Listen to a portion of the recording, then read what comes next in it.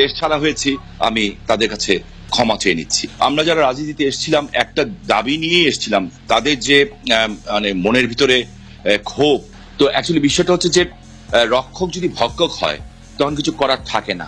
ঘটনাগুলি রিসেন্টলি ঘটেছে যেগুলি জাতির বিবেককে নাড়াচাড়া দিয়েছে। গত 20-25 দিন ধরে আমার উপরে খুব, আমি কিন্তু সেই ধরনের মানুষ না।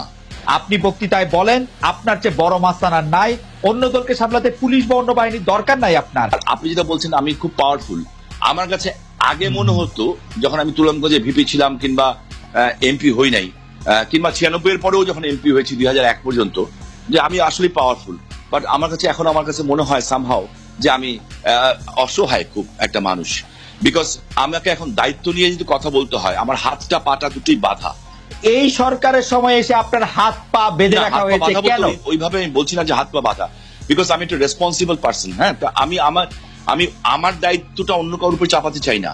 আমার কাজ কি, আমার দায়িত্ব কি, আমার কি বিবেক বোধ নাই? আমার কি, আমি যদি দায়িত্ব পালন করতে না পারি তাহলে আমার দায়িত্ব ছেড়ে দেওয়াই উচিত। আমি মনে করি এটাই আমার শ্রেয়, আমি মনে করি অন্তপক্ষে এটা। So that's why I want to telling the truth. আর আমরা যারা রাজনীতি করি, রাজনীতিতে এখন একটা জিনিসই করি, যাতে মৃত্যুর পর যাতে মানুষ বলে যে লোকটা ভালো মানুষ ছিল, দ্যাটস ইট।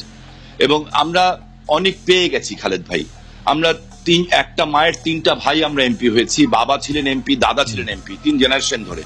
হ্যাঁ, অভাব দেখেছি, অনটন দেখেছি, পয়সা দেখেছি, কষ্ট দেখেছি, দেশ ছাড়া হয়েছি।